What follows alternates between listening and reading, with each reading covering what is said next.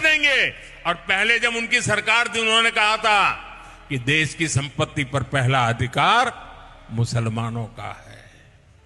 इसका मतलब आजकल सोशल मीडिया पे एक ट्रेंड चल रहा है, मैं गिरा हुआ बंदा जमा नीच बलिए, और मुझे लगता है कि मोदी जी भी उस ट्रेंड में पीछे नहीं रहना चाहते, तभी इस तरीके की बातें कर रहे हैं। बात तो सही है। मैंने अपने पिछले वीडियो में बात बोली थी कि फर्स्ट फेज की वोटिंग के बाद इन लोगों का टायर पंचर हो चुका, और बहुत सारे संकेत आपको ऐसे दिखाए भी थे जिससे ये सब देखने को मिल रहा है। अगर आपने वो वीडियो नहीं देखी है तो आई बटन पे क्लिक करके या फिर मेरे चैनल पे जाके देख लो, लेकिन वो चीज काफी सच होती हुई नजर आ रही है। मोदी जी के इस भाषण के इस पूरे स्टेटमेंट से हमारे को नजर आता है यहाँ। लेकिन फैक्ट्स की बात जरा यहां पर मैं करना चाहता हूं। क्या कभी किसी ने ये कहा था कि देश की सारी संपत्ति पे सबसे पहला जो हक है वो देश के मुसलमान लोगों का है?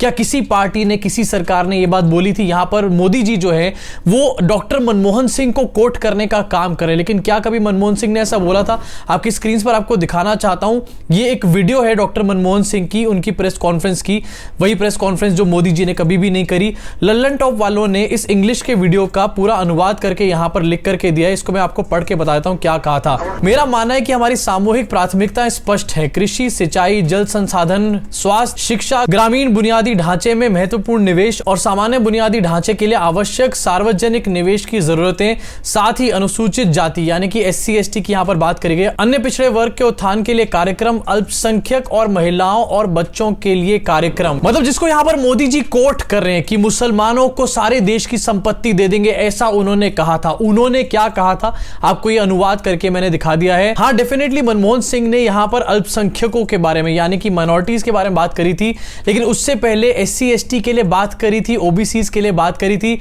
महिलाओं के लिए और बच्चों के लिए भी बात करी थी। मोदी जी ने वो सारा ज्ञान जो है वो ऑटोमेटिकली डिलीट कर दिया अपने AI को यूज करके, लेकिन यहां पर सिर्फ मुसलमानों वाली लाइन रख ली और आपको सुना दी। वाह मोदी जी, तालियां हो जाए। मतलब ChatGPT स्क्रिप्ट लिखवाओगे तो इसी तरीके से आपका एक्सपोज होता रहेगा मोदी जी। अब इसी महान भाषण का जहां पर मॉडल कोड ऑफ कंडक्ट का कोई उल्लंघन नहीं करा गया, इलेक्शन कमीशन की तो कोई घंटा जरूरत नहीं है यहां पे। इसमें आगे क्या कहा गया जरा एक बार इसको भी सुन लेते हैं। भैया महान महान बातें करी गई हैं, मतलब इतनी डेवलपमेंट हो चुकी है न्यू इंडिया के अंदर। सुनो जरा एक बार। इसका मतलब ये संपत्ति इकट्ठी करके किसको बांटेंगे? जिनके ज्यादा बच्चे हैं उनको बांटेंगे। घुसपैठियों को बांटेंगे। क्या आपकी मेहनत की कमाई का पैसा घुसपैठियों को दिया जाएगा? आपको मंजूर है? ये कांग्रेस का मैनिफेस्टो कह रहा है। अरे फर्स्ट फेज की वोटिंग के बाद ऐसा झटका लगा कि मोदी जी गले फाड़ते हुए नजर आ रहे हैं यहाँ पर।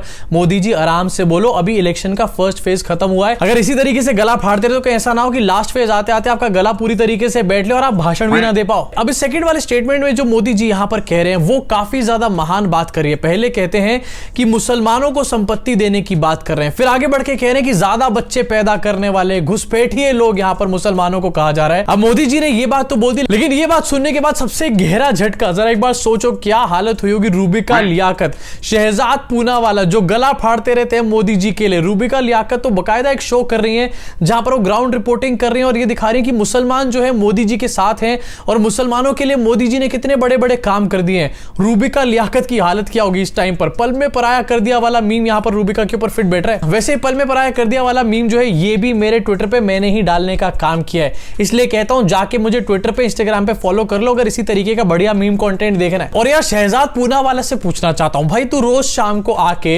अपने गले की नसें फाड़ता है यहां पर, रोज शाम को आके तू मोदी जी करता है, रोज शाम को आके वो चीजों पे भी मोदी जी को डिफेंड करता है जहां पर मोदी जी की गलती होती है, लेकिन तुझे कभी टिकट मिलने नहीं वाला, क्योंकि मोदी जी मुसलमानों के बारे में क्या सोचते हैं ये मोदी जी ने खुद बता दिया। वैसे शहजाद पूनावाला जी, मोदी जी आपको घुसपैठिया कह रहे हैं, उसके बारे में आपका क्या रिएक्शन है बताएंगे प्लीज? इसके साथ स्टेटमेंट में और आगे बढ़ना चाहता हूं और आपको सुनाना चाहता हूं और बहुत सारी तरक्की की बातें करी गई हैं, विकास की बातें, विकास की नदियां बह रही हैं देश में, प्रो मैक्स हो रहा है विकास का। सुनिए इसको। कि वो माताओं बहनों का सोने का हिसाब करेंगे, उसकी जड़ती करेंगे, जानकारी लेंगे और फिर उस संपत्ति को बांट देंगे और उनको बांटेंगे जिनको मनमोहन सिंह जी की सरकार ने कहा था कि संपत्ति पर पहला अधिकार मुसलमानों का है। भाइयों बहनों, ये अर्बन नक्सल की सोच, मेरी माताओं बहनों, ये आपका मंगलसूत्र भी बचने नहीं देंगे, यहां तक जाएंगे मैं कहने आया हूं। काफी अच्छा जोक मारा, काफी बढ़िया जोक मारा। Modi G stand up comedy काफी अच्छी कर लेते हो। जो आदमी अपनी बीवी के मंगलसूत्र को लेकर इतना ज्यादा कैजुअल हो कि अपनी बीवी को छोड़ करके रख दे, अबैंडन करके रख दे, वो औरों के मंगलसूत्र के बारे में बात कर रहा है। It's like Osama bin Laden एकदम से बात करने लग जाए कि टेररिज्म को कैसे खत्म करना है। अभी 1-1.5 मिनट का पूरा स्टेटमेंट होगा मोदी जी का, इस भाषण का एक पार्ट होगा जिसको मैंने आपको पार्ट्स में सुनाया है और आपको बताया भी है कि फैक्ट चेक आखिरकार इसका क्या है, सच्चाई इसकी आखिरकार क्या है, साथ में मोदी जी ने कितने लेवल्स पे यहां पर गलत बयानी करी है, हेट स्पीच फैलाने का काम किया है। अब मैं आपको दिखाना चाहता हूं एक स्क्रीनशॉट की मदद से कि आखिरकार मॉडल कोड ऑफ कंडक्ट जो कि हमारे देश की इलेक्शन कमीशन ने बनाया हुआ है, वही इलेक्शन कमीशन जो इस टाइम पर कुंभकर्ण मोड में जा चुकी है।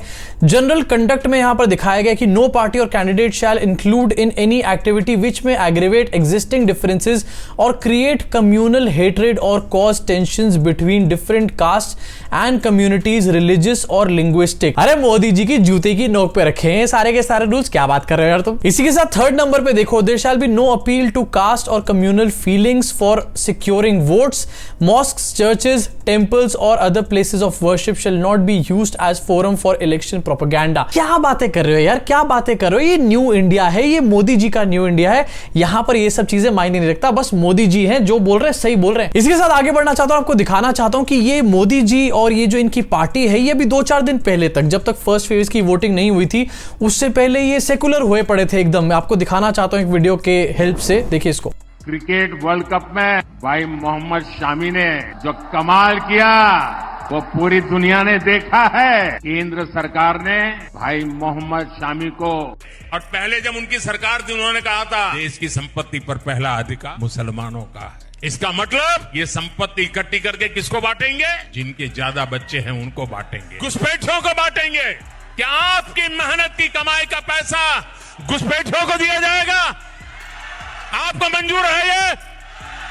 मतलब 2 दिन पहले जो भाई मोहम्मद शामी कर रहे थे, भाई मोहम्मद शामी ने वर्ल्ड कप में कितना अच्छा प्रदर्शन किया है, मित्रों तालियां बजा दो, मित्रों क्लैपिंग हो जाए, वो 2 दिन बाद ही फर्स्ट फेज की वोटिंग के एकदम से बाद ही मुसलमानों को घुसपैठियां बुला रहे हैं। भाई मोहम्मद शामी टू मुसलमान घुसपैठी है सारे के सारे। इनफैक्ट आपको एक और दिखाना चाहता हूं आपकी स्क्रीन के ऊपर, ये भी 1-2 दिन पहले का स्टेटमेंट है जहां पर अमित शाह कह रहे हैं कि there is no need to remove secular from the constitution. 19 April का ये भी एक स्टेटमेंट है, ये भी फर्स्ट फेज की वोटिंग के दिन का। ये इनको तब तक पता नहीं चला था कि आज जो है पूरी तरीके से पनौती प्रो मैक्स हो चुका है। इसके साथ आपको दिखाना चाहता हूं कि यही मोदी जी जब कुछ महीने पहले अमेरिका में गए थे तो माइनॉरिटीज को लेकर, डेमोक्रेसी को लेकर क्या क्या बातें करी गई थी। आधार पर चलती है और हमारा संविधान और हमारी सरकार, और हमने सिद्ध किया है डेमोक्रेसी कैन डिलीवर। और जब मैं डिलीवर कहता हूं तब कास्ट, क्रीड,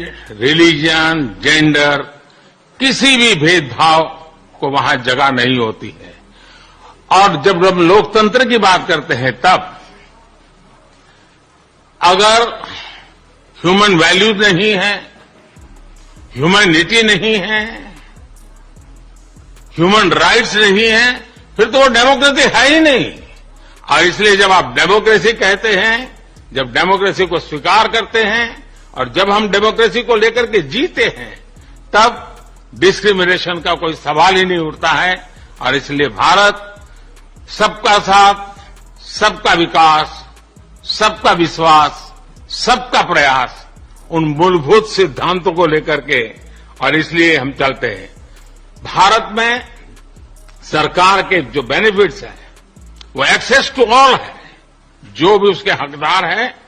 ये दोनों वीडियोस को देखने के बाद अभी अभी गिरगिटों के सरपंच ने एक मीटिंग बुलाई है। वो लोग काफी ज्यादा इंफीरियोरिटी कॉम्प्लेक्स उनको हो चुका है, सोच रहे हैं भैया अगर ये आदमी इतना ज्यादा रंग बदलेगा तो लोग हमारे नाम कैसे लेंगे रंग बदलने के ऊपर। और यार मुझे भी यहां पर इस वीडियो को देखकर लग रहा है कि मोदी जी को यहां पर गजनी वाली बीमारी हो चुकी है। मोदी जी खुद अपनी बोली हुई बातें भूलने लगे। मोदी जी एक काम करो प्लीज, गजनी की तरह आप भी टैटू करवाना शुरू कर दो, यहां गुदवाना शुरू कर दो। और अब जब बीजेपी को समझ आ गया कि मोदी जी ने रायता ऑलरेडी फैला दिया है तो कैसी कैसी बातें करी जा रही है। इनके ट्विटर पे से एक आपको ट्वीट दिखाना चाहता हूं, vote for BJP make Bharat a super power globally, यानी कि अब भारत को सुपर पावर बनाने की बात करी जा रही है। ऐसे बनेंगे हम लोग सुपर पावर। इलेक्शन के अंदर प्रधानमंत्री मुसलमानों को घुसपैठिया बोल रहे हैं और यहां पर सुपर पावर की बातें करी जा रही है। किसकी आंखों में धूल झोंक रहे हो मोदी जी? वोट आपको भी पता है और हमारे को भी पता है कि आपको सिर्फ हिंदू मुसलमान के नाम पे मिलते हैं। विकास और सुपर पावर की बात करते तो 2014 में भी आपको वोट नहीं मिलते। इसी के साथ इस वीडियो को यही खत्म करना चाहूंगा। अब आपका क्या रिएक्शन है इस मोदी जी के स्टेटमेंट के ऊपर? देखो, मैं इसको और ज्यादा पब्लिसाइज नहीं करना चाहता था, मोदी जी ने जो बात बोली है, लेकिन इलेक्शन कमीशन ऑफ इंडिया तो इसके ऊपर कोई बात करेगा नहीं, तो हमारे को बात करना जरूरी है। Mother of democracy Modi ji विश्व गुरु बन चुके हैं, वर्ल्ड लीडर बन चुके हैं, वर्ल्ड के लीडर दौड़े दौड़े उनके पीछे भाग रहे हैं, लेकिन वर्ल्ड ये सब चीजें नहीं देख रहा क्या आखिरकार? अब मैंने तो अपनी भड़ास निकाली है यहां पर, लेकिन आप अपनी भड़ास कमेंट सेक्शन में जरूर निकाल कर जाना और हां, सब्सक्राइब का बटन दबाकर बेल आइकन जरूर दबा देना। मुलाकात करूंगा आप सब लोगों से इस चैनल के अगले वीडियो में।